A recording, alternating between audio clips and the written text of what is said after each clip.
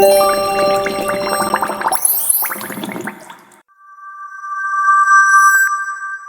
everybody, welcome to the season 1 finale of the Lightning Bolt Chronicles. Woo! If it's your first time joining us, welcome. What an odd time to join, but we don't care. We love it when anybody joins, whenever.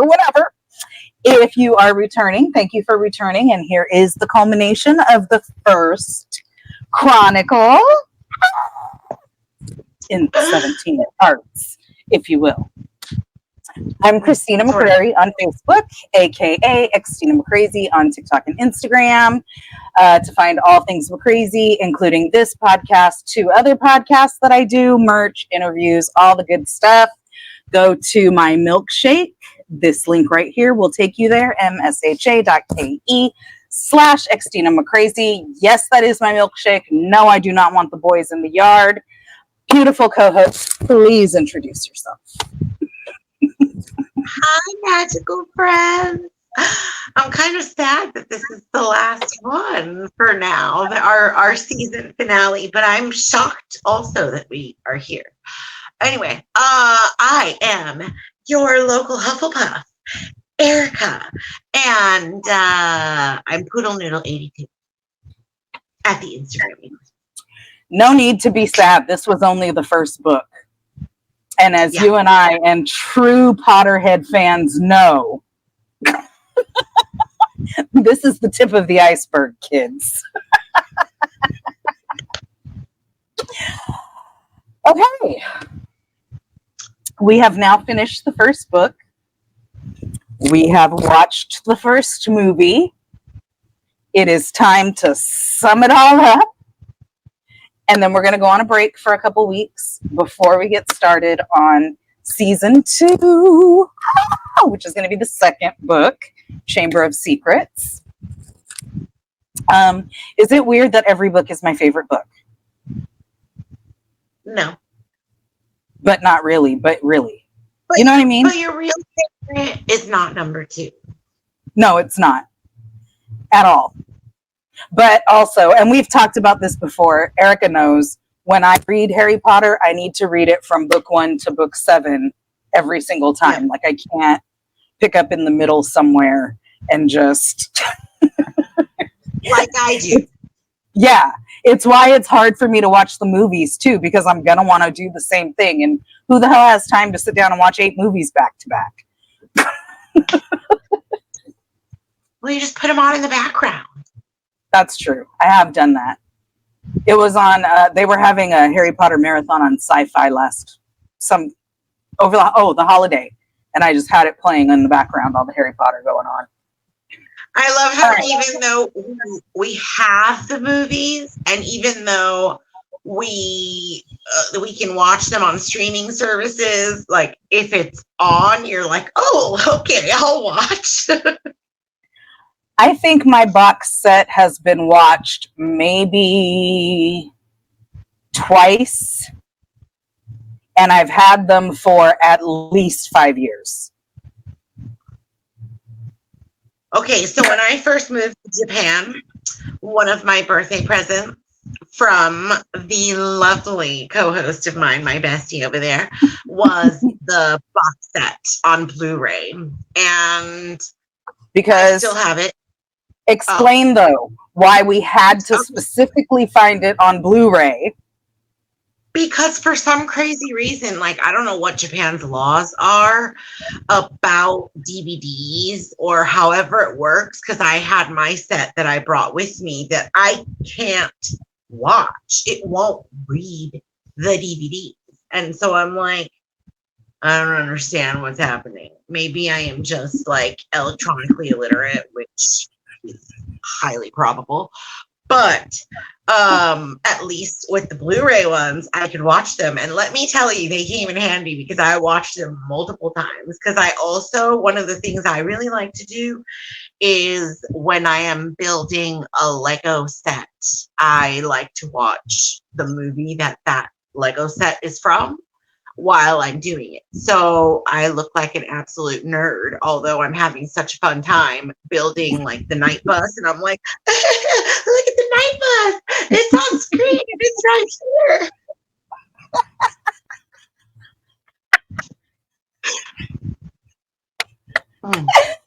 I friggin' love it. But yeah, like I didn't have to pull out the box set. I only pulled it out. I want to say I opened it when I moved and like all my internet and all that wasn't set up yet. So I could only watch DVDs. And so I think that's when I opened it.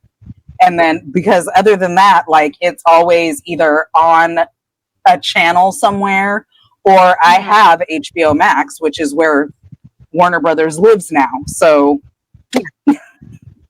which means I have the Fantastic Beasts now too. When you were here in Japan, it was on Netflix, and then because if you don't know, Japanese Netflix is a little bit different than American Netflix. Like the offerings, the things that are available. The things are not the same, and sometimes we don't get the things at the same time. Like I'll get something and you won't have gotten it yet, and then later you'll be like, "Oh, I finally got it." Yep. Yeah, it's about the viewership, I guess. But it was on Netflix, and then it switched to Amazon Prime, and then now it's on Netflix and Amazon Prime, so I can watch it anywhere.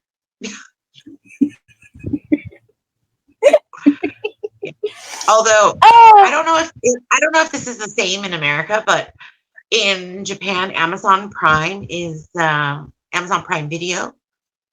It's just not that good. There are so many offerings in Japanese. And if you didn't know, they don't typically put English subtitles on the Japanese stuff because they figure we're in Japan, so people probably know Japanese. And I'm like, I'd still like a little help. My Japanese, which is also somewhat counterintuitive for how many people learn English in Japan, because it could be a learning tool. Yeah, that's what I tell the parents. Like, but typically on Netflix stuff. But even on Netflix stuff, there are not a lot of English subtitles on everything. I think it's becoming more prevalent now. But interesting. Because I guess, like you said, viewership, right? Like you said, they figure you're in Japan, you understand Japanese. Yeah. But it's okay. Harry Potter's in English, so. So there. I have watched it. I've watched it with Japanese subtitles. I've watched it with Japanese dub, but the dubbed version, okay. Dubbing's always weird. The accents, like the Japanese accent, because people speak a little bit differently in certain scenarios, and I just can't. I can't with the accents that they have. I'm like, that's not this character. But I've also watched it in Spanish and in Portuguese, and like just trying to practice my other languages. And it's just not the same. No, Helpful, it's just not. But not. Yeah. Anyway. Kind of like when you listen to the audiobook, there's nothing like actually listening to it by Stephen Fry. No, but they're going to start doing the character audiobook, right? Oh, that'll be fun. I did not know that. It's gonna be I'm still waiting for them to hurry up and finish the picture book so I can buy the damn set. Oh, I know. Me too. I think they're still only on like 4 or 5. 5. Yeah.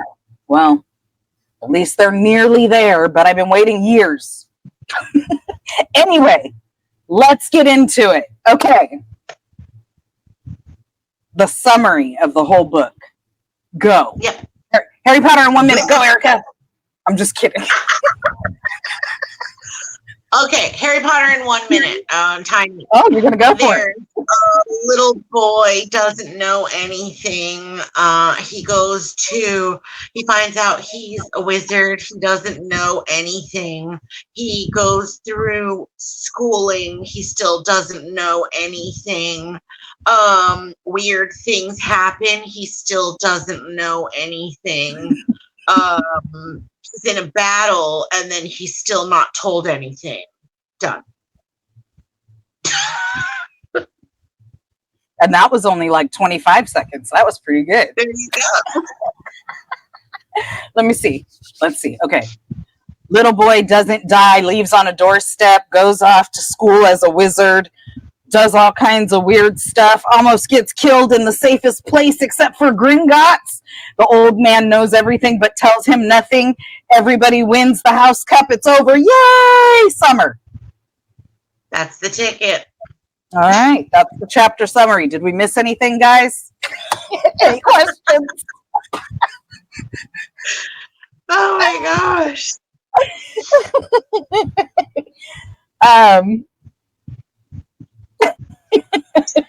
So yeah, all we right. should talk about Chapter summary. the book.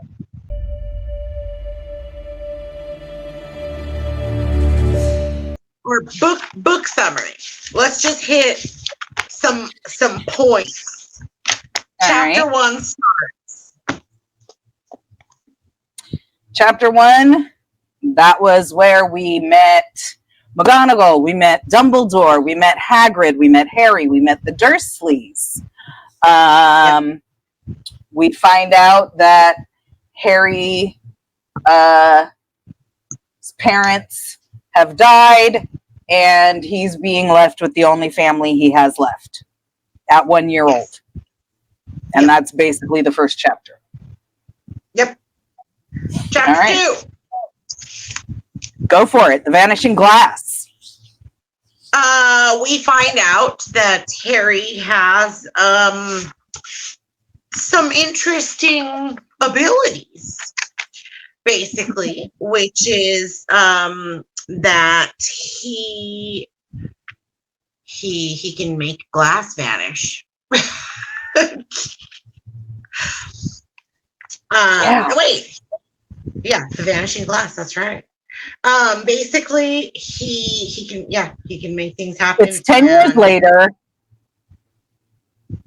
It's Dudley's birthday. Oh, they go to the zoo. Yeah. They go to the zoo. He was gonna have to stay with the neighbor lady, but he didn't have to. But she broke her leg. She tripped over her cat. Yep. Broke her leg. And Dudley's all upset. And they end up going to the zoo. And he ends up talking to a snake, even though he doesn't know how it happened. And then he gets upset because Dudley pushes him while he's having this conversation with the snake. So he somehow magically makes glass disappear. And then Dudley falls into the snake habitat. And you're telling the movie version. Oh, that's right. Well, remember in the book we have Piers, who we do not have in the movie, Dudley's best friend. The three of them go. Right. The two boys are bullying Harry the whole entire time. Yep. The two boys are bullying Harry the whole entire time. They get over by the snake and the snake's asleep and they're banging on the glass and stuff and it doesn't move and they go off to do something else. And then Harry starts talking to the snake and then he runs back over, shoves Harry out of the way. Harry gets mad. The glass disappears. The snake slithers out. And by the time they get home, the story has escalated to the snake, came after them and tried to kill them. And yep. And Pierce in the car, he's like, "Oh yeah, Harry, you did that, right? You were talking to it, right?" And Bert is like, looking all side-eyed, getting angry, right? Having to try to keep his composure because Pierce is there. And then we go into chapter 3, the letters from no one. And so Harry's on his longest ever punishment because of the boa constrictor thing. And so he's locked in his cupboard until the summer. And then all of a sudden, these letters start coming and they're addressed to Harry, but nobody knows. Or Uncle Vernon's trying to keep Harry from getting these letters. And Harry's trying to figure out who the heck is sending him these letters. And the letters just keep coming, and the letters just keep coming. And Uncle Vernon loses his mind. They're hidden everywhere. They're in the windows, in the eggs, in the, they're coming down the chimney, in the mail slot. Uncle Vernon thinks he's good on Sunday because there's no post, but little does he know he's wrong because owls. And the letters just keep coming. And then Uncle Vernon loses his mind, and they end up in some shack on a rock in the middle of the sea. And it doesn't really matter because in the middle of the night, while they're sleeping, as it's about to become Harry's birthday, there's a banging outside. Bang, bang, bang. And then we hit chapter 4, the Keeper of the Keys, which we come to find out is Hagrid. And basically, I know, it's so exciting. Hagrid comes in, and Hagrid is like, happy birthday, Harry. And it's very exciting, and he tells him like what's going on. He's like, I'm the keeper of keys at Hogwarts, but you know all about Hogwarts, right? And he's like, no, I don't. Like, what do you mean you don't know about it? He's like, you need to have this. And he finally gives him his letter. He's like, here, read it. And he's like, I'm a what? And so he finds out that he's a wizard and that he comes from a pretty like great line of wizards. Well, he doesn't really find that out, but he finds out that he could potentially be a pretty powerful wizard. And Hagrid, and that he's famous. Yeah, and that he's famous. Hagrid starts taking all sorts of hilarious things out of the multiple pockets in his coat, one of them being an owl, and he's like, busts out his little owl, writes a little note, and he's like, I gave Harry his letter, Professor Dumbledore. The weather is terrible. See you later. And chucks the owl out the window, like, good luck, bro. Let's see what else happens in this chapter. Oh, Harry finds out who killed his parents. Finds out his name is no, we can't say his name. Okay, try to spell it, Hagrid. Try to spell it. No, I can't spell it. Okay. Voldemort. But don't make me say it again. And because all this time he thought his parents died in a car crash. Oh yeah, and there's a whole kerfuffle about that because he finds out that the Dursleys have been hiding all of this information from him for 10 years. They knew he was a wizard. Yeah, and they were trying to stamp it out of him.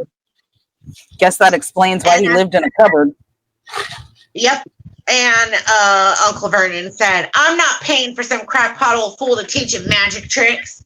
And instead, they pretty much run him out. And Hagrid has some delicious things in his pockets. What is this?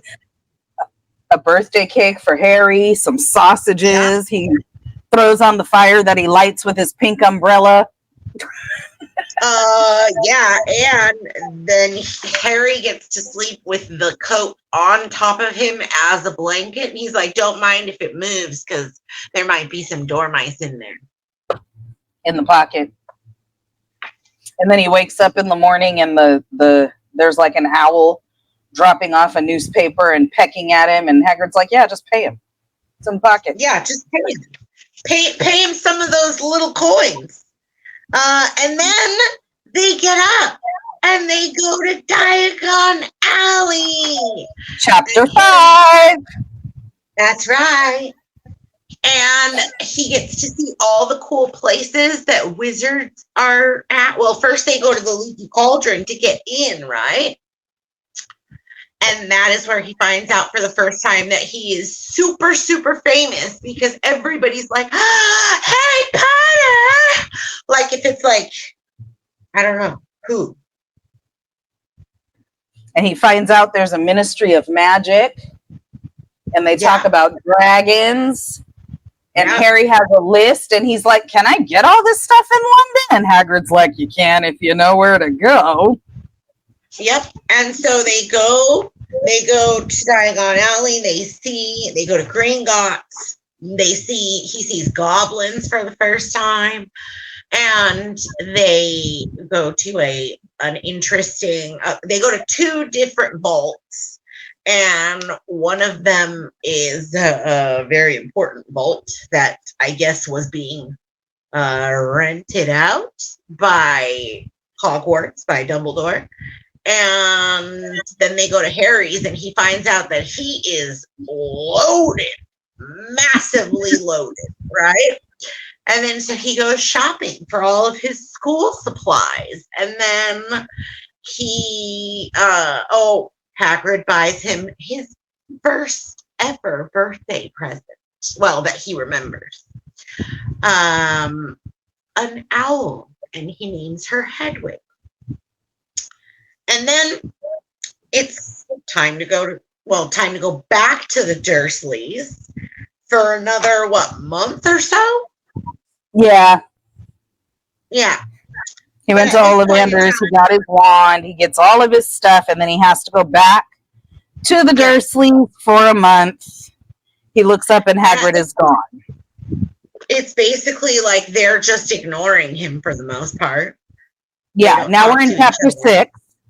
The journey from platform 9 3/4, and he's spending the last month there. They're basically ignoring him. He's good with that. He asks Uncle Vernon to give him a ride to King's Cross Station on the 1st so that he can go to platform 9 3/4. And we talked about how friggin' rude Uncle Vernon was, giggling to himself, knowing that there's no platform 9 3/4, but just leaving him at the station with his luggage, like, yeah, okay, bye, have a good turn. And then Harry's trying to figure it out, and then he hears somebody say the word muggles and realizes, boom, there's some magic people here. And he turns around and he sees a plump woman with all of her children, and they all have flaming red hair, and this is the intro to the Weasleys. And so he asks her about how to get onto the platform. She introduces him to Ron and says, oh, it's Ron's first time too. And of course, we know that just cements a lifetime friendship right there. And so he meets the twins who go through first, and then he goes through with Ron, and then they go through, they get on the train. Ron figures out that he's Harry Potter, and they both realize that, like, you know, they both have things in common. Harry never had any money or anything like that, or any family. Ron doesn't have any money, but he has lots of family.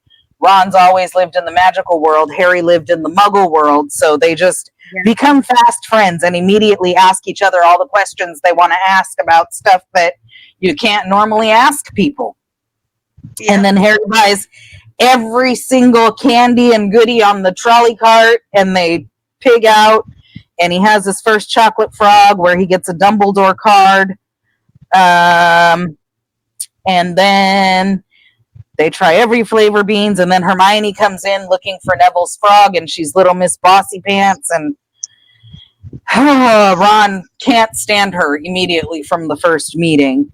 And then she tells them they should get their robes on because they should be getting there soon, and then Draco and his friends come in, and Draco's like, yeah, you should be friends with the right kind of people. And Harry's like, yeah, I think I'll figure out the right kind of people on my own. Thanks. Yeah. And then they leave and get their robes on and get ready to arrive at Hogwarts. And Hagrid takes them off the train and takes them to the front door. And then we get to chapter 7, the Sorting Hat. Yep. Yeah, they're on boats. They go into the castle for the first time and they officially meet Professor McGonagall. And she's like, all right, here's how it goes. We are doing the sorting ceremony. So just chill for a minute and we'll call you back in. And he's like, do we have to do a test? What do we have to do? What is this? And the twins lie to Ron and tell him that they have to battle a dragon or something. And they just have to put on a hat. And everybody gets sorted. And, well, the hat sings a song also. And everybody gets sorted. And, of course, the hat is super confused about where to put Harry, and Harry's just like, please don't put me in Slytherin, please don't. And the hat's like, but you would do great in Slytherin. And he's like, just not Slytherin. And he's like, all right, well then Gryffindor. So of course Harry's in Gryffindor, Hermione's in Gryffindor, Ron's in Gryffindor, everybody's in Gryffindor. But of course Malfoy's in Slytherin. And all of a sudden appears on everybody's plates like magic, because it is magic. And everybody gets to talking, and it is Harry's first time that it's like he feels like he belongs somewhere. You can see him looking around and talking to all these people, and everybody has the same odd experiences in their youth, and he's like, I'm not alone. Wow. We're all here and nobody knows anything. Yeah. And of course, Dumbledore shows his odd true colors in everybody singing the Hogwarts song at their own pace and rhythm. And we meet ghosts, right? We also meet ghosts because there are house ghosts and other ghosts that just roam the land at Hogwarts. And then they all go to bed. And then we meet the Potions Master. Chapter 8. So now everybody's looking at Harry and pointing it out. Oh my God, look, it's Harry Potter. It's Harry Potter. And they're getting lost because it's the first week and there's 142 staircases and they move and all sorts of things. And then there's Peeves running around, you know, stealing noses and, you know, dropping things on people and just basically being a nuisance. And then there's Filch and Mrs. Norris wandering around, and they go through their week and have astronomy at midnight up in the tower, and they have potions down in the dungeon, and they have transfiguration with Madame McGonagall, Professor McGonagall, and they have charms with Professor Flitwick, and they just have all this stuff that they're figuring out and learning, and it's all very different from any school Harry's ever been to before. Yep. Professor Quirrell teaches Defense Against the Dark Arts, also down in the dungeon. He was wearing a big giant purple turban, and he stutters, and everybody is just like, okay, what a friggin' weirdo, and he smells strange. And then they go down one morning, and they have double potions with Professor Snape and the Slytherin house. And immediately, Professor Snape just doesn't like Harry and picks on him and bullies him and does what he does. But Harry's not fazed because he's been picked on and bullied all his life by worse than Professor Snape. So they learn a few things here and there, and then they leave potions class. And except Neville spills some potions all over himself and gets boils, which of course makes Snape dislike Neville as well, and another kid that he just bullies the heck out of. Anyway, Harry gets his first points taken off, and they finish up and they head down to go see Hagrid so that they can tell him about how the first week is. They meet Fang. They get offered rock cakes, and they realize that Hagrid can't cook. And so they're down there and they're learning things about Hogwarts and all of that. And then Harry sees the newspaper and it says that Gringotts got broken into, and the vault that was broken into was the other vault, not the Potter vault, that he and Hagrid visited the day that they went to Gringotts.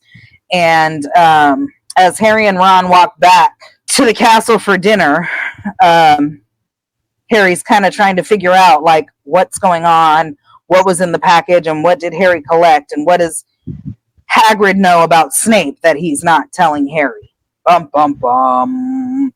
And then we move into Chapter 9, The Midnight Duel, where we get to know about Quidditch. So the Midnight Duel is basically a chapter that wasn't even in the movie. It's about Quidditch, and Neville has a remembrall, and all of a sudden they're at Quidditch practice, and Madam Hooch is the Quidditch coach / teacher / something.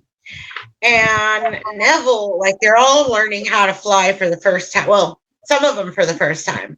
And Neville, who is really, really clumsy, ends up breaking his arm, and he loses his remembrall.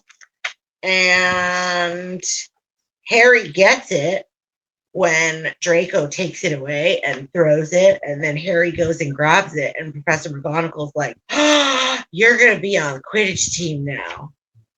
And some other stuff that's not so important. And then they have a midnight duel because Malfoy is like, I want to fight you, Harry Potter. And Ron's like, I'm your second. Ron's like, what's it? Harry's like, what's a second?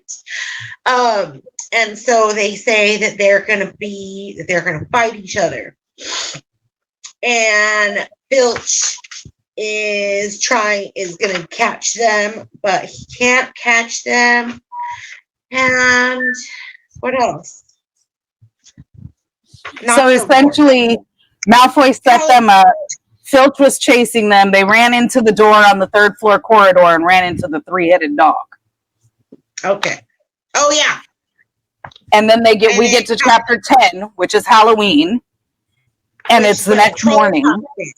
Yeah, the next morning, Malfoy is all surprised to see that Ron and Harry are still there, thinking they were going to get expelled, but they got away. And then, this is when the troll comes into play. The troll comes in the dungeon. Hermione's hiding in the bathroom because Ron had said, no wonder she doesn't have any friends. And she was crying all afternoon in the bathroom. So they go down to tell her the troll's there, accidentally lock the troll in the bathroom with her, and then have to go save her. And they manage to overtake the mountain troll. And then McGonagall and Snape and Quirrell come in to find the troll knocked out, and Hermione's like, it's my fault, I thought I could take him, and they saved me. And so from then on they were friends. And then we move into Chapter 11, which is Quidditch. So at this point in time, Harry is on his broom on his first Quidditch match, and his broom goes haywire, and they're like, what's going on? And then they think that it's Snape, so Hermione's like, I'll fix it, and she runs and knocks Quirrell over as she's running and tries to set Snape on fire, and then Snape on fire. Yeah, and then the shaking on his broom stops, and then Harry gets the snitch, and they win, and he catches it in his mouth. Yeah, he catches it in his mouth, and they think that Snape's out to get him, and they're telling Hagrid, like, we think Snape's trying to get whatever Fluffy's guarding, and they tell Hagrid. And Hagrid's like, hogwash, because Snape is trying to protect it. And he wouldn't do that. And that's not what's happening. 12, the Mirror of Erised. Oh, yeah. It's Christmas. Yep. And so... It's Christmas. Harry gets an invisibility cloak from a secret admirer and a bunch of other presents. His first Christmas, that's so happy. And he uses his invisibility cloak to go and roam the castle and go to the restricted section, trying to find things about Nicholas Flamel, who we find out is one of the people that has something to do with the Sorcerer's Stone. And well, they don't know it's the Sorcerer's Stone yet. They're still trying to figure out what's down there, but Hagrid had mentioned Nicholas Flamel. He said it was between Dumbledore and Nicholas Flamel. And so now they're trying to figure out who Nicholas Flamel is. And he doesn't, but he does find the Mirror of Erised, and he sees his parents for the first time sitting in the mirror with him. And his whole family, like, well, many people who he doesn't even know who they are, but they all look like they have some of his features, like they share features. He takes Ron to try to find the mirror, and Ron sees something different, and then they're arguing over looking in the mirror, and then Harry sneaks out again and goes to the mirror, and that's when Dumbledore finds him sitting there, and Dumbledore's like, oh, back again, huh? He's like, I'm going to move it tomorrow, and I need you to not go looking for it, okay? And he's like, okay. And then we go into chapter 13, where we find out who Nicholas Flamel is. And it was all because of a chocolate frog card, because Neville was being bullied and Harry gave him a chocolate frog, and he was like, you're worth like 12 of Malfoy, so don't worry about it. And he's like, oh, Harry, don't you want the card? You collect them. And then it was Dumbledore on the card, and they found out that Dumbledore and Nicholas Flamel worked together. And then they find out that it was because Nicholas Flamel is the only known maker of the Sorcerer's Stone. And they find out that that is what Fluffy is guarding. That's it. And then we move on to chapter 14, which also doesn't exist. Well, they have a Quidditch game, and that's the one where Snape referees. Yeah. And then we move into chapter 14, which is Norbert the Norwegian Ridgeback. And so they go visit Hagrid, and Hagrid has a dragon egg.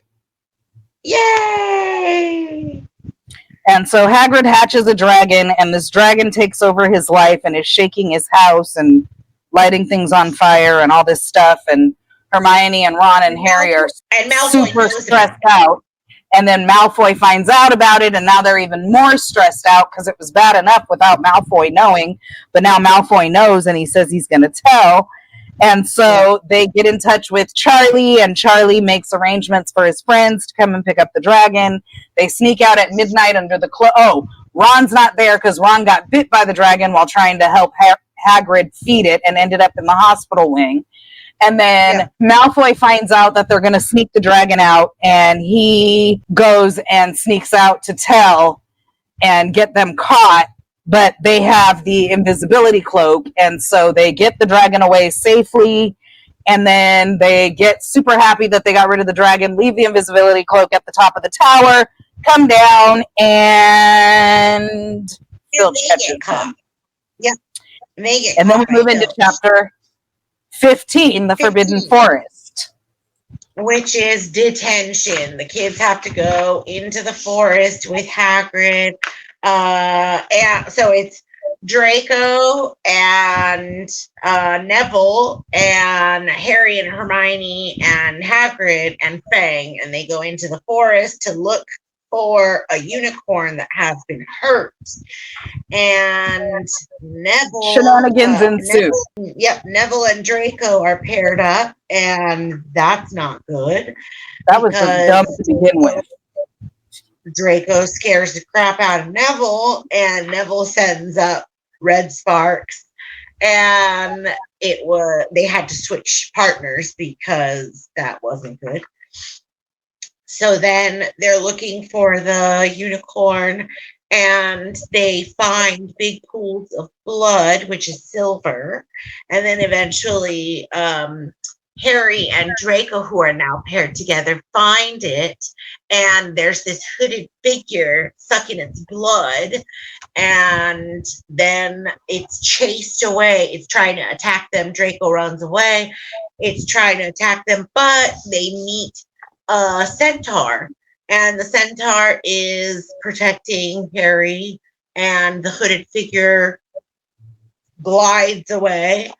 And then the centaur lets Harry ride on his back, which is a big no-no in the centaur community. And he lets him ride back to safety to Hagrid.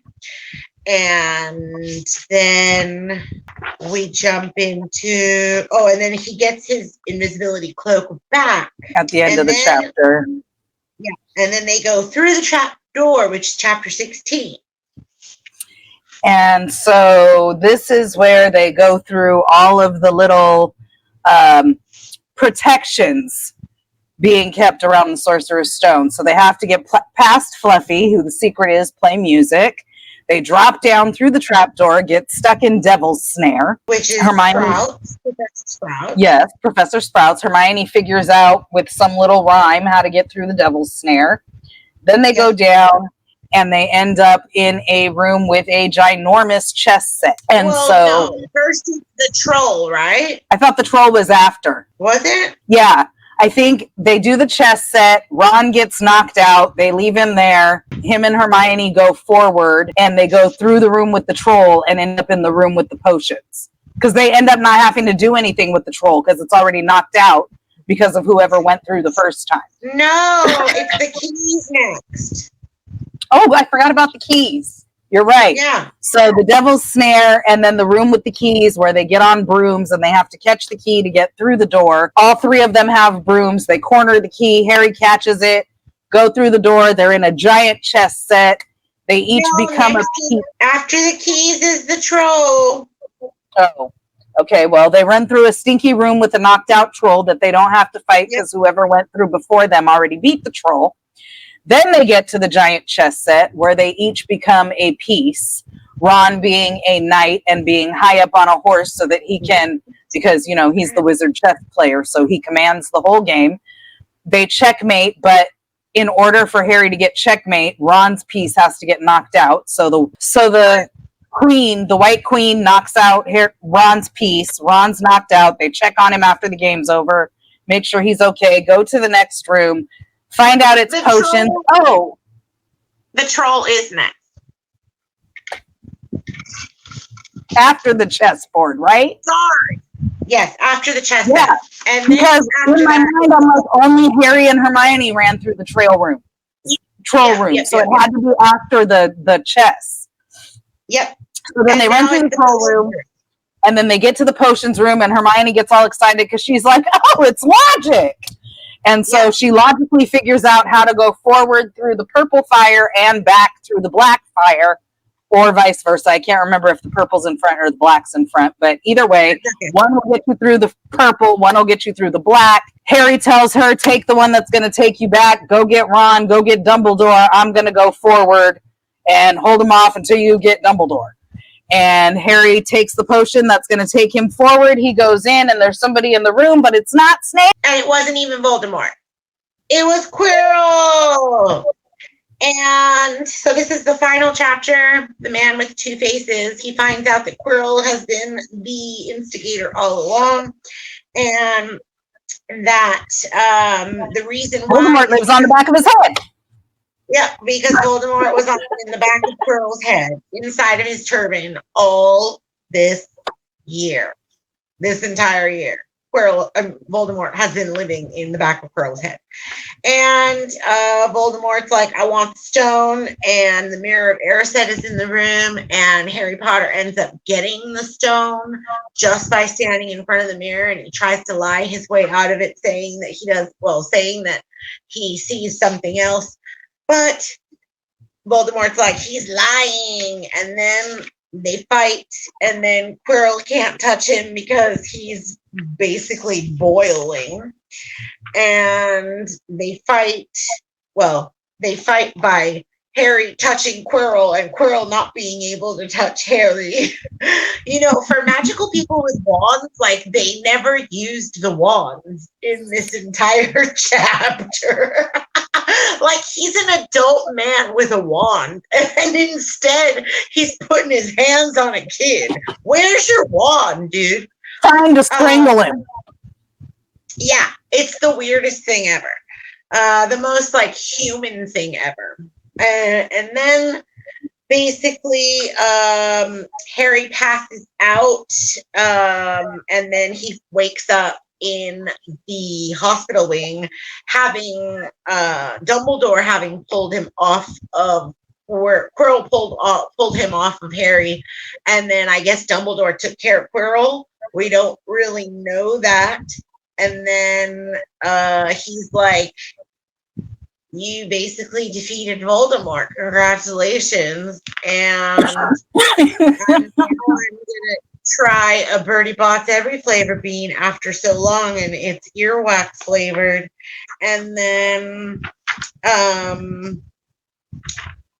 Dumbledore still can't tell him the information that he wants to know, of course, as is all the time. And Flamel will no longer, they're going to destroy the Sorcerer's Stone so that Voldemort can't come back, and Flamel's going to die, but that's okay because he's lived 665, almost 66 years. And the end of year feast comes, and Dumbledore gives extra points to Gryffindor, and Slytherin doesn't win because Neville wins, and everybody is like, yay, Gryffindor wins. And then they go home for the summer. Yeah. Yay! And that's book 1. Okay, we're running a little bit behind schedule. So what we're going to do, we're going to go through the crafts later. What we're going to do now is we're going to talk about the takeaways, and we're going to have our special guests join us because they were asked to bring takeaways as well. So, yep, bring him in. Coming in now.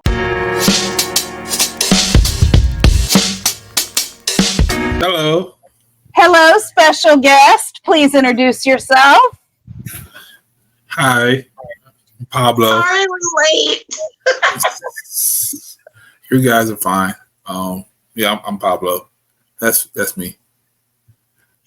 Okay, so for everybody who's watching, wait. Yeah. I want to get the background first. So for everyone who's watching, have you read the books? Have you watched the movies? What is your knowledge level of Harry Potter? I have not read the books. When the movies first came out, big time watched the movies a few times. It's been a few years since I've seen the movies, but listening to you all go through it is starting to come back to me, especially the mail scene. That's probably the funniest part for me. He's trying to stop the owl from bringing the letters. So, but yeah, I've watched the movies. I think I've seen all of them. Yeah, I think I've seen all of them. So if I hear something, it'll trigger something. So, but yeah, I've seen the movies, did not read the books. Okay. Erica, you said you had questions. That was my question. Oh, okay. Yeah, that was the background. I just wanted. Have you been sorted? Do you did you take the official quiz, or do you feel a certain way about a house? I believe I took the quiz in the very beginning, like long time ago.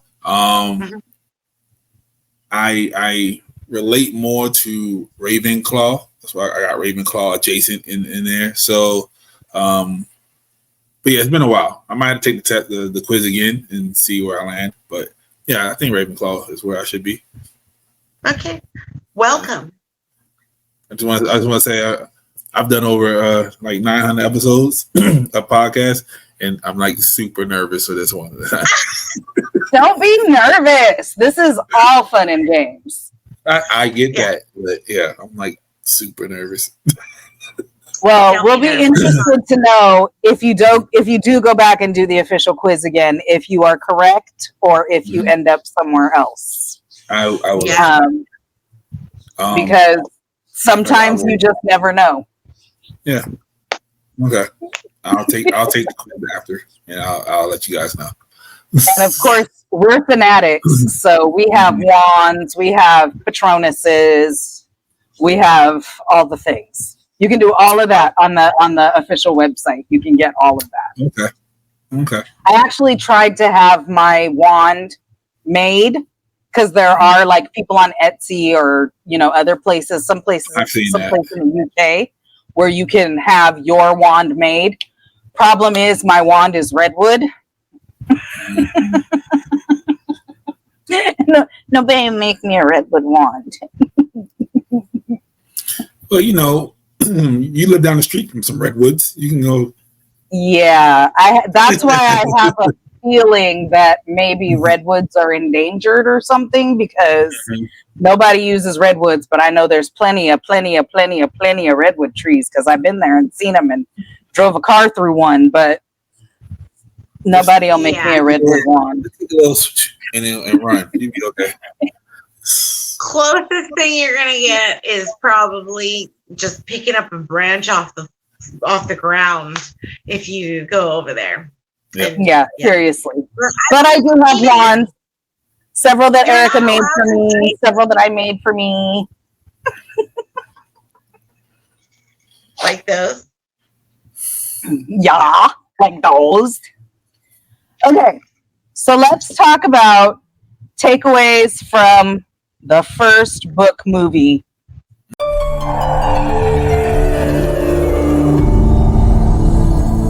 Okay. From Sorcerer's Stone. Gotcha. So my takeaway from that movie was a lot of people, I don't know, it's like they feared Harry and hated Harry and loved Harry all at once. Yep. It just depends on like where he turned. The people that were scared of him were like the people you wouldn't think to be scared of him. It'd be the older ones who knew what was coming, so they was afraid. People who loved him, the people who were supposed to love him didn't love him, which was insane. But that's just how life goes sometimes. But the people that did love him never met him. They heard of him, they just never met him before. And I think that's like a metaphor for life. So I feel like that's what. And also, isn't that like the price of fame? Mm-hmm. That's literally exactly what I was thinking as he was talking about the different juxtapositions. Was literally the price of fame. Because just famous, don't even know why, but just famous. At 11. Yep.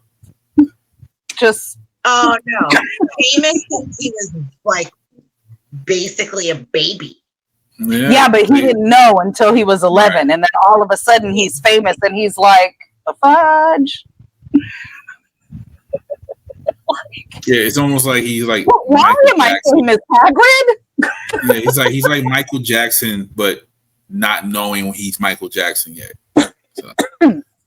Or like a Nepo baby, like we all know about Krishan Rock's baby. That baby don't have no idea about nobody. You know what I mean? Yeah. Or he's like Blanket. That's what it is. Instead of Michael Jackson, think about Michael Jackson's children. Yeah. Yeah. Blanket. He's like Blanket. The baby. We know the baby all didn't about know. Michael Jackson's children. Mm-hmm. Like everybody knows, Blanket did not know that Blanket was outside of a window being hung out of a hotel room window. Yes. Right? No idea. But it was seen around the world and talked about for quite some time. Baby had no damn clue. Yep. That's who Harry was. Yeah. Yeah. Christina, what about you? Oh, me first? Okay. So for me, this is the piece of the story because, again, all the way, it's all one story to me. This is the part of the story where you get to know Harry. You get to know Harry's background. You get to know Harry's character. You get to discover a lot of things right along with Harry. That he's a wizard. That, you know, there are people who are going to love you and be loyal to you and have your back. That there are places where you're going to fit in, even if it doesn't seem like it. Just, I love the whole turnaround in his whole life that this piece of the book just gives him. And this is most definitely the very, very most children's story that you're going to get out of this whole thing. Because as it goes, they get older and it gets darker. But this is all very lighthearted and very, well, not completely, because them Dursleys, they're villains in and of themselves. But it's just, it's like normal, like not no, I don't want to say normal, but it's average villain. Yeah, Muggle villain. Yeah. Versus you know, the Dark Lord in the back of your head under a turban. Yeah. It gives me like Willy Wonka vibes almost. Like how Charlie bit. You know what I mean? Like how Charlie, the ascension into I'm out of poverty. I'm gonna be good for now. Like that's what this part gave me. So yeah, that part and the like, just the cementing of the Golden Trio, how they come together, how natural it all is, and how it all just gels naturally on its own. And just organically, and how it wasn't supposed to, like you know what I mean. Like those three in any other environment would not be friends.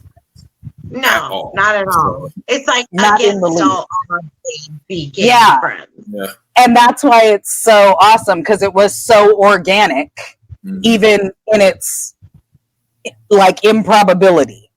You know what I mean?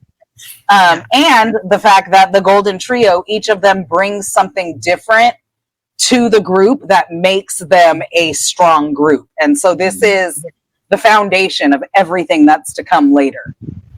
And just her planting the seeds. And I just love that for him. I love the way his life turned around. I love the way he got to get away from those awful people where he gets to find out that he's rich and can wear clothes that fit and can buy all of the goodies off of the trolley.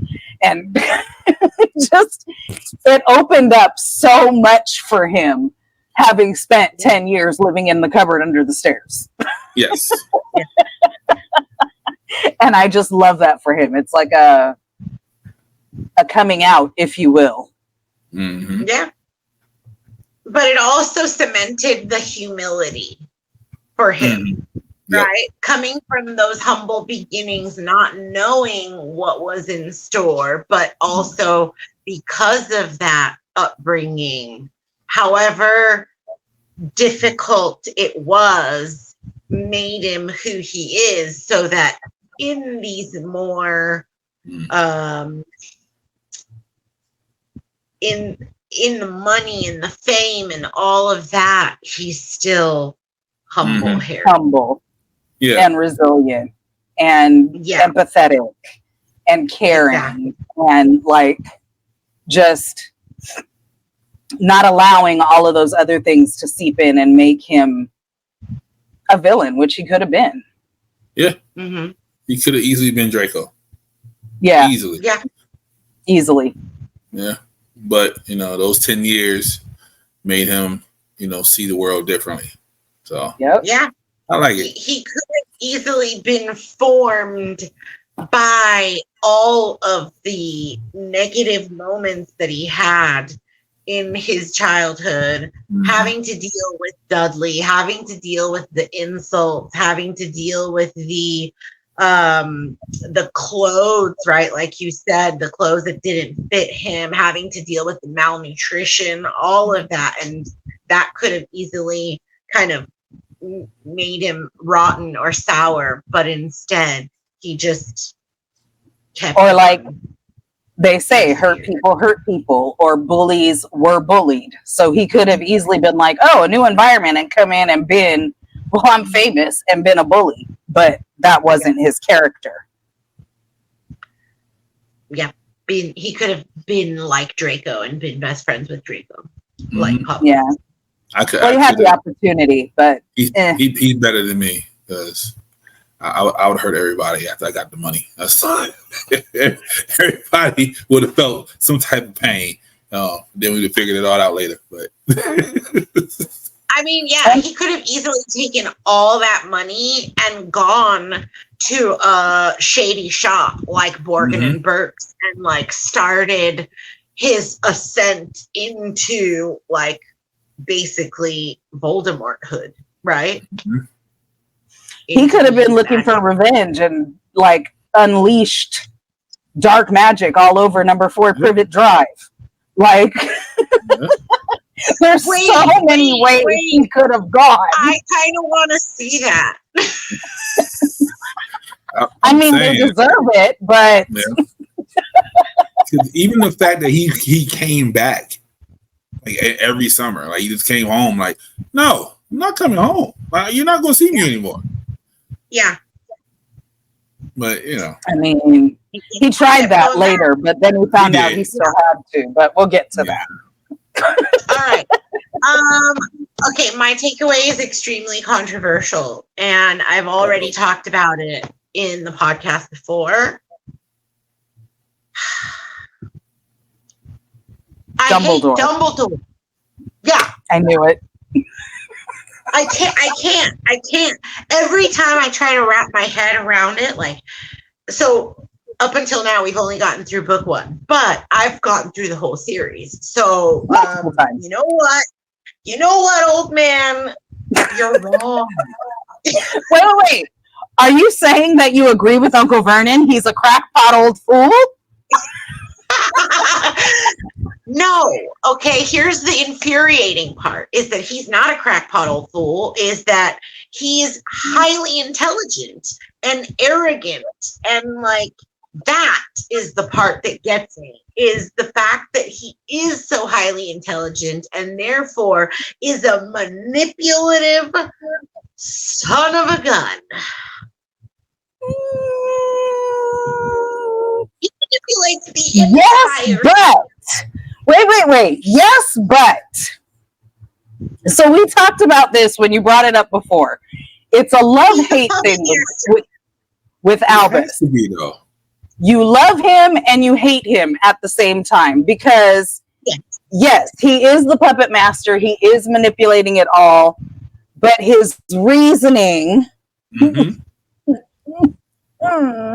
But also the things that you love about Albus, the childlikeness, the fun and silly, is the part that kind of messes up the super intelligent part, because he'll just be like, I'll give just enough info to see how this little maze goes, and then we'll see what happens after that. This is giving major gaslighting vibes, right?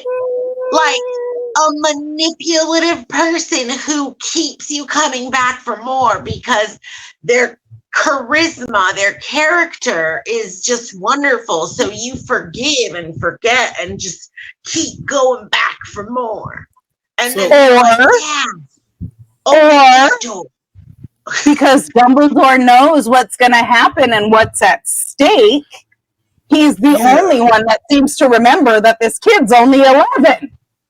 Right, like, do you want him to tell an 11-year-old He's trying to give him need info. Like the first day of school, like, hey, we gonna need you to save everybody. That's what we gonna need you to do. That's what you want him to do? Not to that extent, but at least a little more. He's Mr. Miyagi. He's training him. Wax on, wax off. He's giving you the moves so when he's ready, he will be ready. That's what happened. Yeah. Maybe my opinion is a little bit more influenced by future Dumbledore. But it's like triggers, right? I'm reading book 1 and then I'm triggered like from what I remember about other books too. So I'm just frustrated. Yes, but you know that it all works out for the best in the end. Maybe. I don't know. Let's not give anything away too soon. Also, Yeah, doesn't nobody knows what that means because there's about 100 billion trillion things that happen between now and then. Not to mention another 100 characters we haven't met yet. Yeah. Okay. There's so much. Yeah. Okay.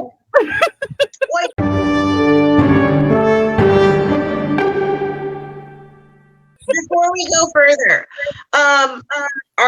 Pablo, do you think that you will go back and pick up a book?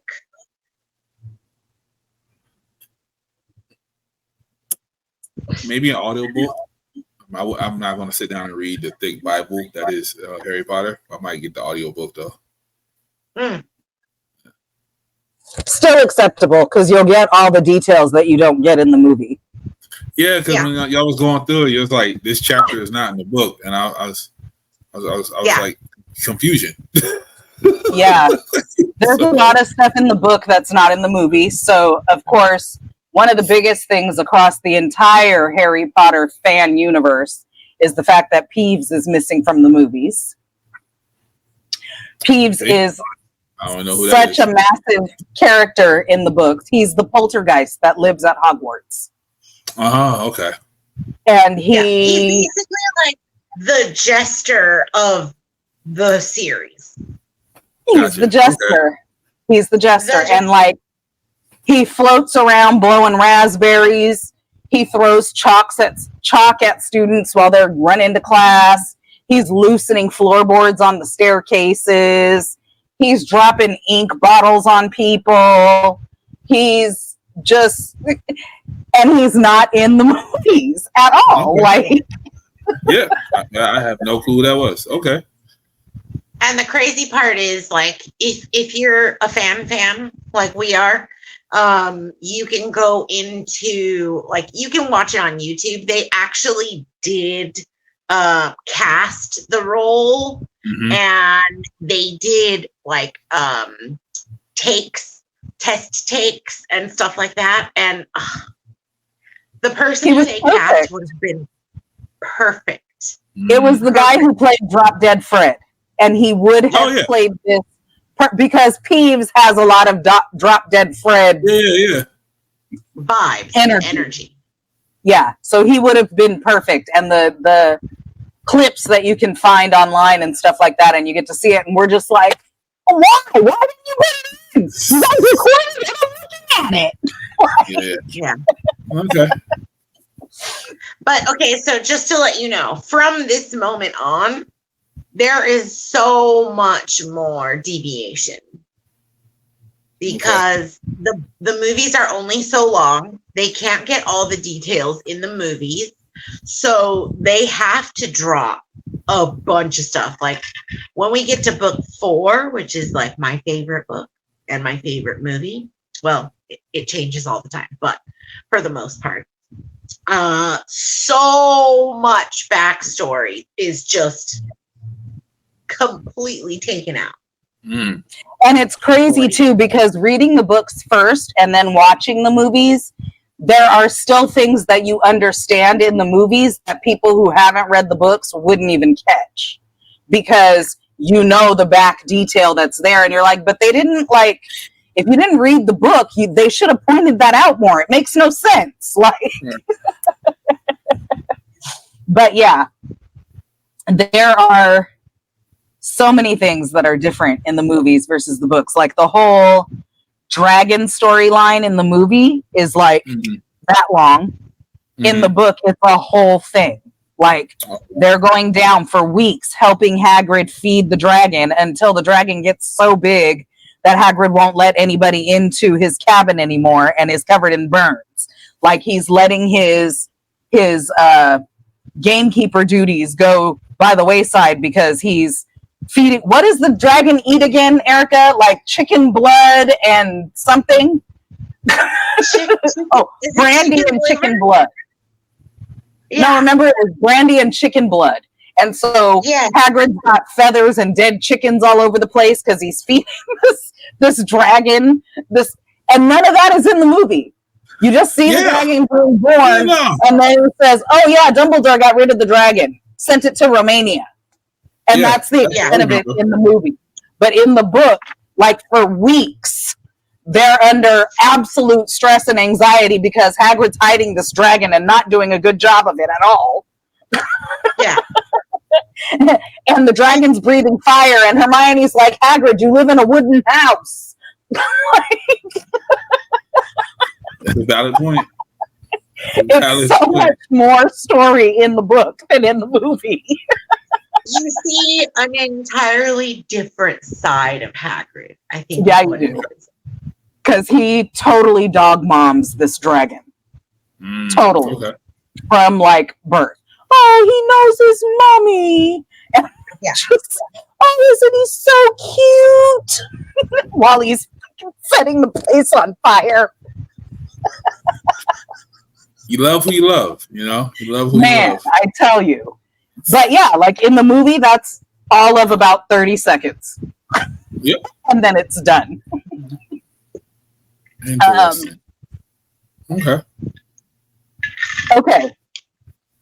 All right. So do you want to do quotes, Erica, or do you think we covered most of it with the takeaways? Yeah, that's fine. Let's move on to So let's move into the Hallows or Horcruxes. George, did you bring one for us? Well, this stressed me out so bad. Oh my gosh. We don't like stress. It's just a this or that, Harry Potter themed. You always make me do a this or that. Come on now.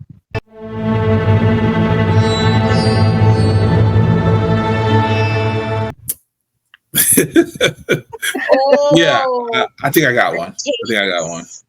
So, all right. Because of the first movie book, would you rather grow up with your wizard as parents, or having one Muggle, or and one wizard, or not even having them at all, like Harry? Like, how would you? Because you see how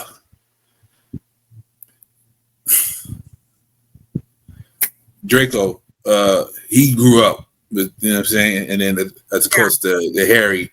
So how would you like to be brought up in your wizard? So in the magical world or in the Muggle world? Yeah.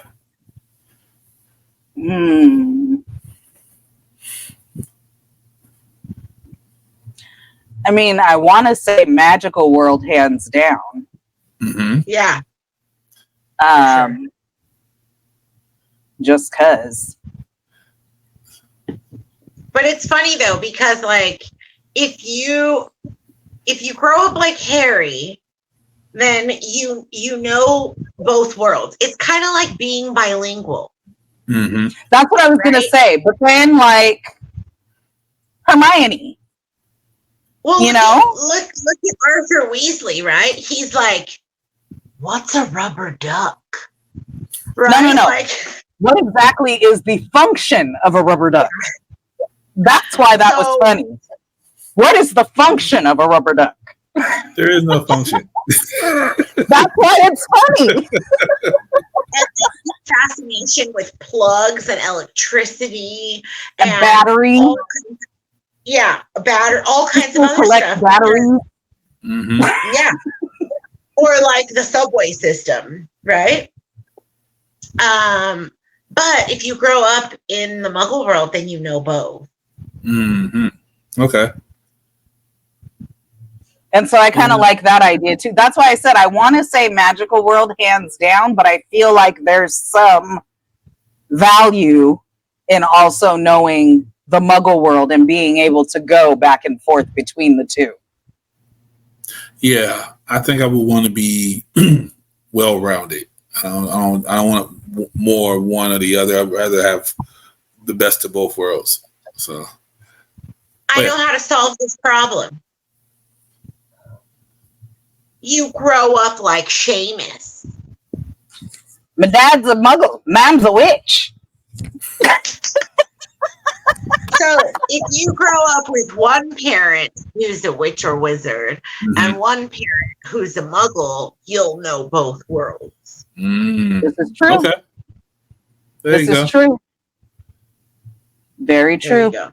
Then you'd be a mixed kid. Yep. Which has its own challenges, but this would be in a good way. Or would it? I feel like it would. Well, I like Seamus. He's a good kid. And then Dean has one muggle parent, one witch parent. Right? Yeah. He's a good kid. Yeah. I mean, you would be hated by all the like pure blood enthusiasts, but Yeah. you know, as Hagrid says, like, who isn't at least a little bit muggle? Because there are no pure bloods really anymore. And then too, another takeaway of this chapter is that hybrids are not a bad thing. Not at all. Hagrid's half giant, centaurs are half horse. Like, it's not necessarily a bad thing unless you're a Malfoy who's clearly a jerk. So who cares what he thinks? Yeah. So, and Hermione might be a quote unquote mudblood who grew up as a muggle who had muggle parents, but she is the smartest in their year and does the best on the exams out of the entire first year. So hate if you want to. She had to work extra hard. No, she didn't. Well, She's just a brain. And so right, you know what I'm saying? Like, but if she came in there average, it would have been a problem for her. So she had to she had to excel. Maybe. Because I feel like in reality, Harry's just average. Yeah. Oh yeah, definitely. But I think Harry's much me. helped fuel her fire. Yeah. Right? Like to prove herself, to prove that she could do it to everyone else. Right? Because it's got to be a bit of like an inferiority complex to be in the wizarding world and to know that you come from muggle parents. And it's a point of pride to really push herself. I think that adds to her personality, to who she is. Well, and you and I have talked about this before, Erica. I fully believe she has a photographic memory and that everything she reads stays up there because she remembers things that, like, why? And she, like, has read all the textbooks before the school year starts. Like, she just... To give herself a head start. Yeah, so... That's the complex, though. That's the not wanting to not know, right? So in order to make up for that, she's preparing herself. She's like, I have to be the best person I can be. That's why she's reading those books. It's not necessarily because she's a brain. I think it's because of, like, it's her insecurity. Yeah, she's getting ahead of the I think bullying. it's a little bit of both. Because I think she also just has that personality like me and you have. That, like, I want to know the things. I want to be prepared. I want to make sure that I have all of the things that I need. But she's just, like, on steroids with it.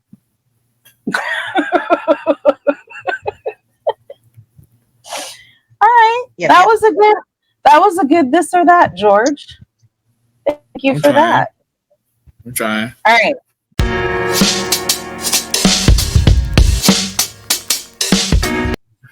Have you, if you've been watching and as you heard us talk about the books and stuff, are there any questions that come to mind to you? Or even while watching the movie, if there was anything that was unclear or anything that, like, brings you pause or things that are questionable? Like, Erica and I constantly joke about how Hogwarts is supposed to be the safest place. And how many times did Harry almost die his first year?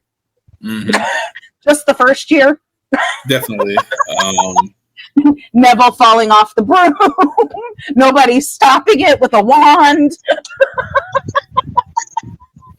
Voldemort being on campus all year. I don't really have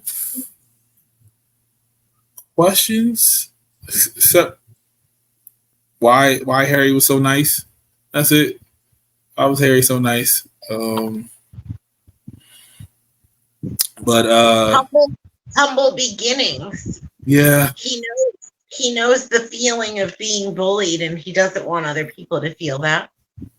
And why people haven't seen them go into the wall. I never understood that. At the train station? Yeah, at the train station. Because it's a crowded train station. I seen it. There's people walking it bad, but they just. Well, I think that's why they don't see them go through the wall. But also, like mind their business.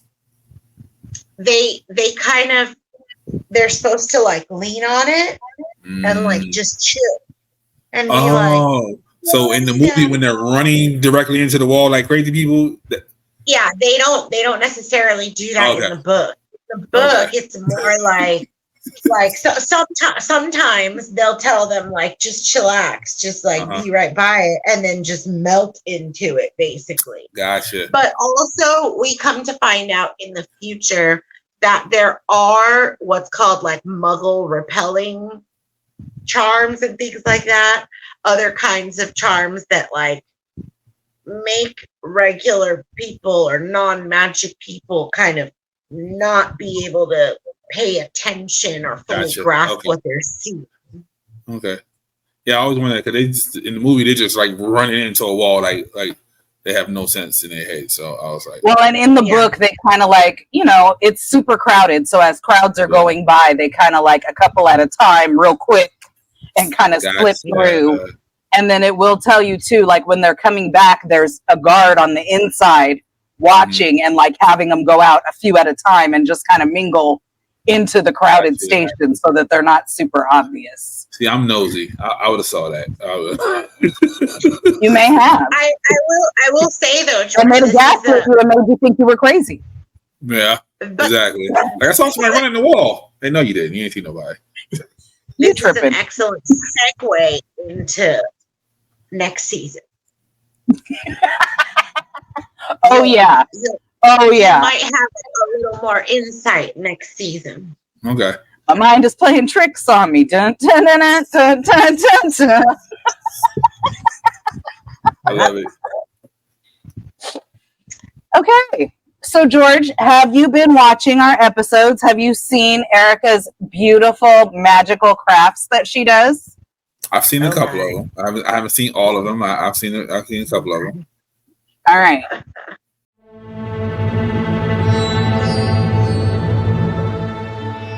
We are going to run down the chapter 1 making magic crafts for everyone. Okay. So chapter 1. All right. So these are bookends. I don't know. It was my first one, right? So I mean, you got to give so this was the scene where Professor McGonagall is the cat sitting on the corner of Privet Drive watching for baby Harry to be delivered to the Dursleys. And Mr. Dursley is sure he sees a cat reading a map, but of course he's like, yeah, no, that can't possibly be. But he did. Yeah. And Erica made that scene into bookends. Okay. Yeah. Easy enough to make. Kind of whatever. Chapter 2, Harry's glasses. I saw this one. By far, I think the easiest to make. I was going to say this is absolutely the easiest. Yeah, they don't sell anything like this because what's the point? I guess. Yeah. Enough of that. And they're broken because in chapter 2, Harry's glasses are broken. Well, he's poor, right? Like, well, he lives in an extremely impoverished state, so he tapes his glasses up, and Because he's bullied by his cousin who punches him all the time and they don't get his glasses fixed, so he has to tape them up. That's what I'm saying. Like, I would have hurt him.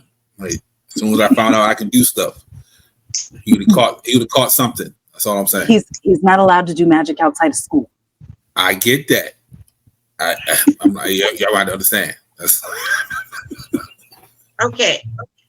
This is Hagrid. Hagrid made Harry a birthday cake for his 11th birthday.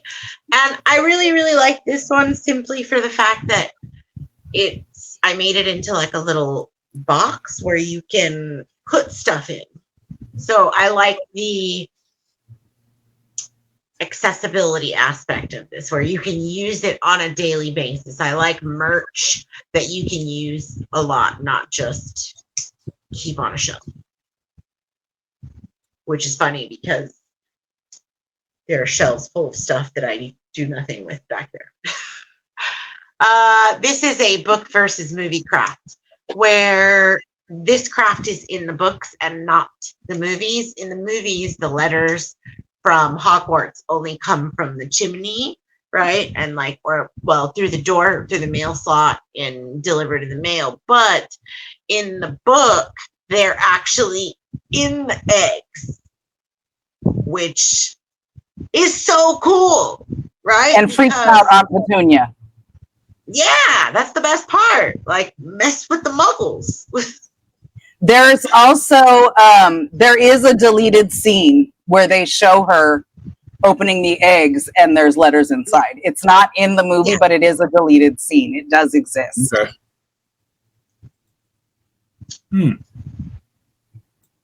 Yep, I saw this one. Oh, this one was fun. A classic. Wand making. Super fun because you can be ridiculously creative. And you can, like, if you're trying to make a wand for yourself, you can make it to your, like, liking, to the things that you like. If you're making it for someone else, like someone in mind, you can kind of think about what they like, what their personality is like, and try to make it like that. So overall, really, really fun craft. Mine's all bejeweled and bedazzled with a giant turquoise diamond on the end.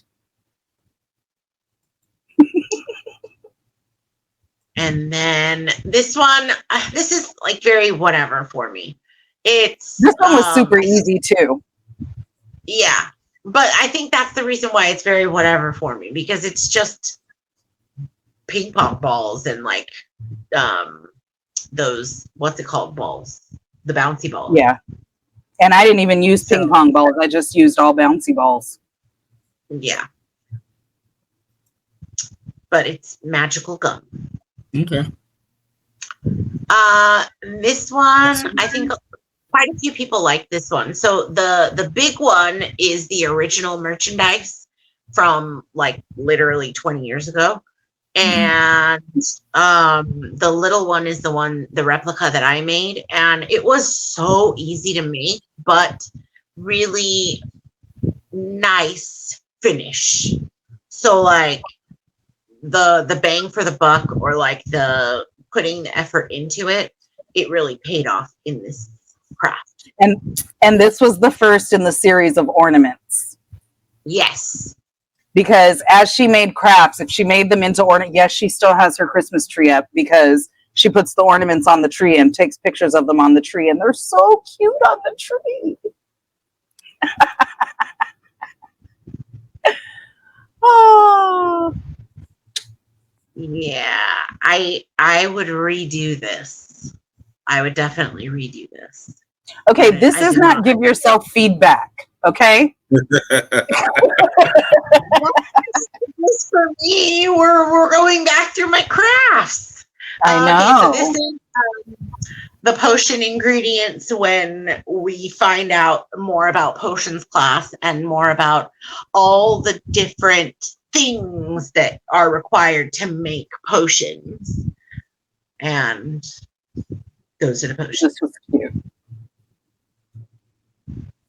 It was cute. This is Neville's Remembrall. This is also an ornament. Basically, when the smoke inside of the ornament turns red, that means that you have forgotten something. Which did not help Neville because he couldn't remember what he forgot. Yep. It would be way more helpful if the smoke turned into the item or thing that you've forgotten. Like, we have magic. Why not go that extra step? This is what's frustrating about the magical world. Some of the things, like a crystal ball. Why couldn't it just the vision appear? And you'd be like, oh yeah, I forgot to, I don't know, wash my underwear. I'm just saying. They have that magic, obviously, because later on you do get into crystal balls. And so, yeah. But yeah. Okay. One of my favorites, definitely. Yes, I've seen this one. I definitely seen this one. That's also an ornament.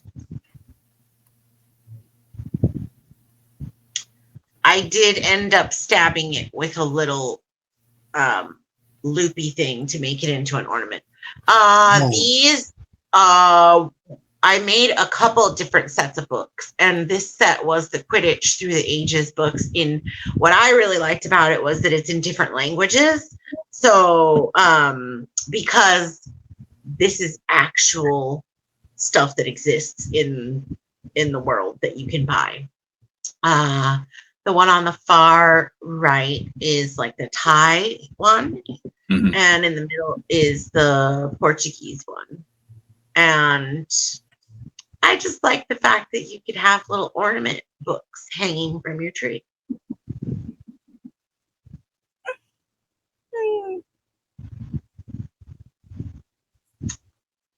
An attempt at making the Mirror of Erised. You know, I started this one because some of them I did and some of them I didn't. And we know that I just sometimes didn't do them. This one I started and I worked on for a while, but I could not get it to do what I wanted it to do and scrapped it. And I still have all the pieces over there. Yeah, which is why that looks like that, because it was hard. This one was hard. Try as you might for the details, especially working with clay and stuff. Yeah. Yeah. I didn't even make it to the clay. I couldn't get the aluminum wire to stay where I needed it. Yeah, it was, I got frustrated and just tossed it all to the other side of the table. I highly recommend for any level craft maker. This is easy. This one is so easy. It's literally just printing and cutting and gluing. If you can find the frog, you're golden. I could not find the frog, but this one was pretty simple. Oh, P.S. Stormy got a hold of it when I went to the restroom one day when she was doing her passive-aggressive thing. So mine is now in pieces. And it's a dog toy. All right. So. See?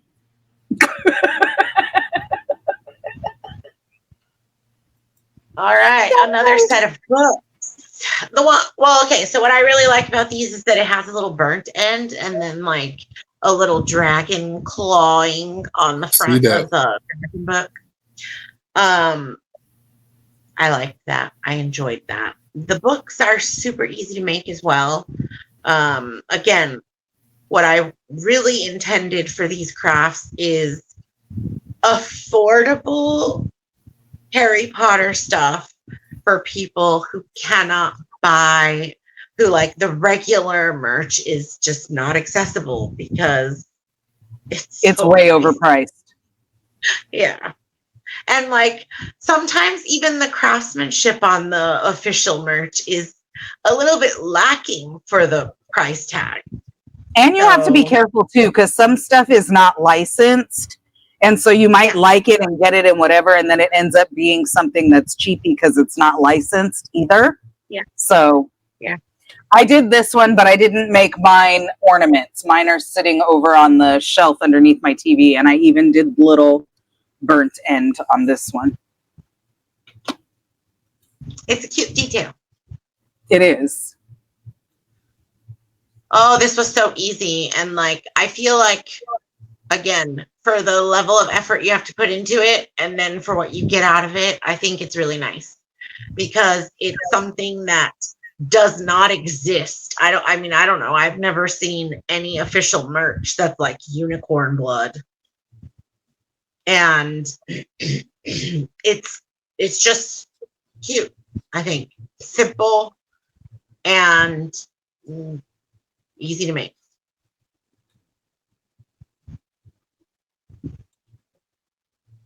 Oh, that one says swing hat. It's supposed to say winged keys. Yeah. As you can see them hanging on the tree. Oh my God, these ones were so cute. This might be my favorite. And so easy to make. They were super cute. I, of course, did not find keys and things, so I didn't do this one. And the last one. Yay, birdie ball. And I printed these out and didn't do them.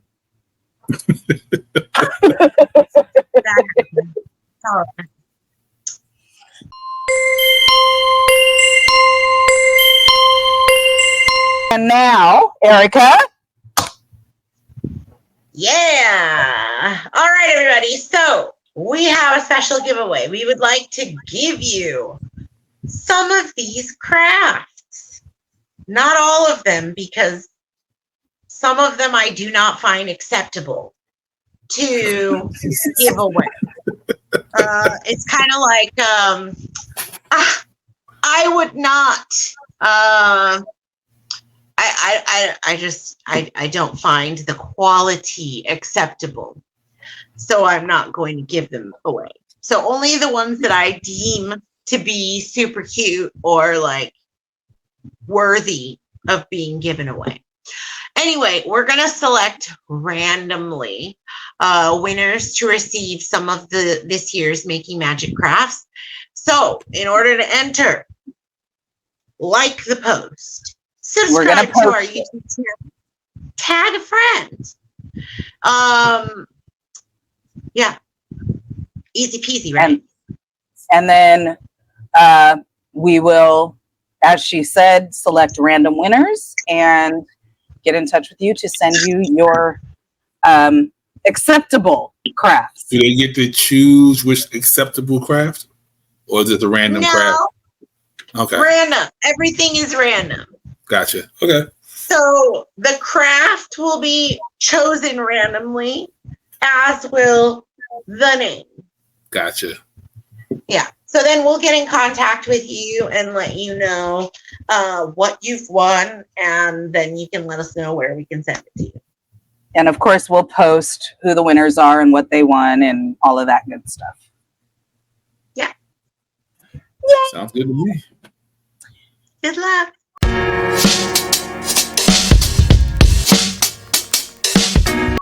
And so that was book 1.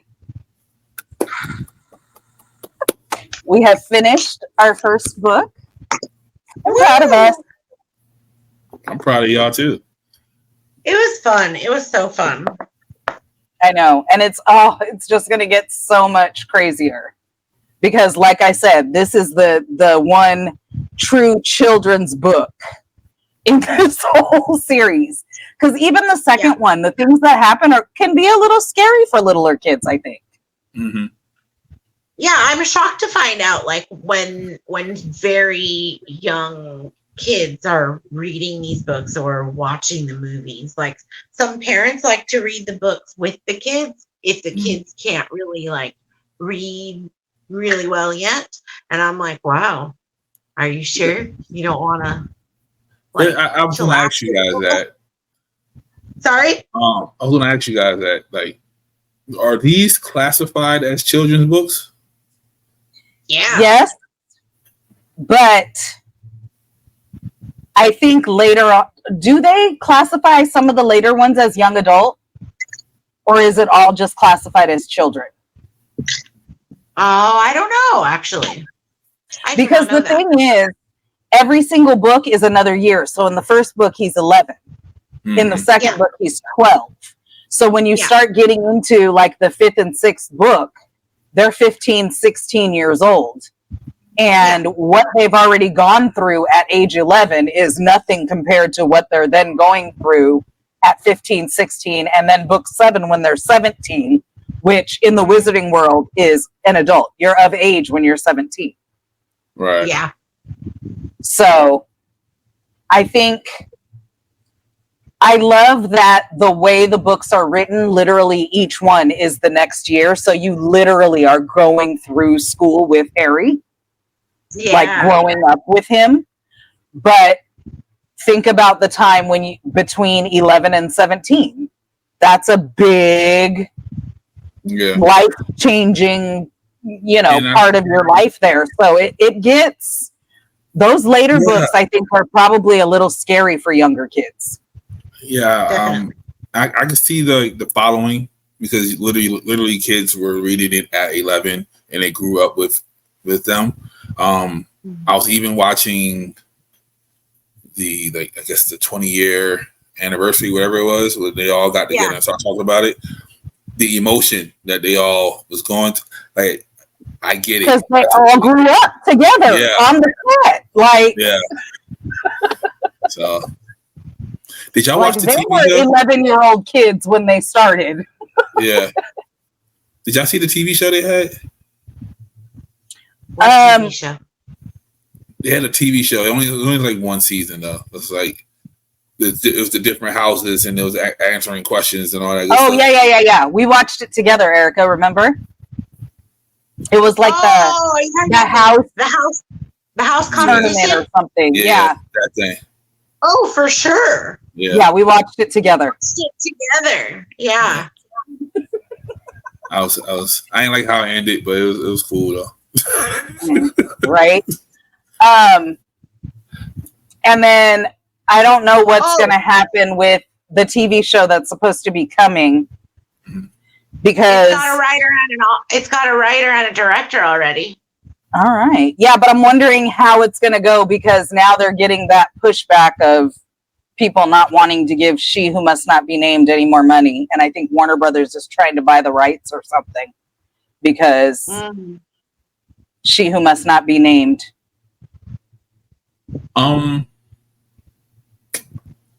That other movie that came out, is that a prequel? The Fantastic Beasts? Yes. So yes and no. Okay. So in the books, Fantastic Beasts and Where to Find Them is actually one of their textbooks. Mm-hmm. Yeah. And it's for like their care of magical creatures or something like that. And so I was skeptical when they said they were going to make a movie, because I was like, well, but it's a textbook. Like, what are they going to, is it National Geographic with magical creatures or whatever? But in order to tie it into the Harry Potter universe, they did add a lot of Harry Potter lore that then makes it seem like it's kind of prequel-ish, because it's in the 1920s or something like that. So it does happen before the Harry Potter story.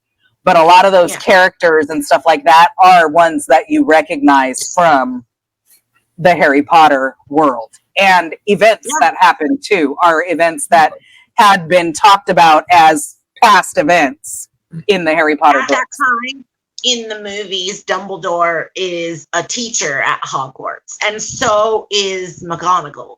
Mm-hmm. They're teachers at Hogwarts. They're like teacher friends. They're not the deputy headmistress and the headmaster. Like, gotcha. And they're, a lot younger. And there was a previous Wizarding War that happened years before that's like talked about in the Harry Potter series, and you get to get all of that detail that's happening now. And those are really good. They have new characters that they introduce that come into it. That one of Erica's favorite characters is one of the new characters they introduce in that series. We love Kowalski. But those movies are really good too. If you're into it, the Orlando Universal Studios is opening up a new land, and it's all based on 1920s France Fantastic Beasts. Mm-hmm. Okay.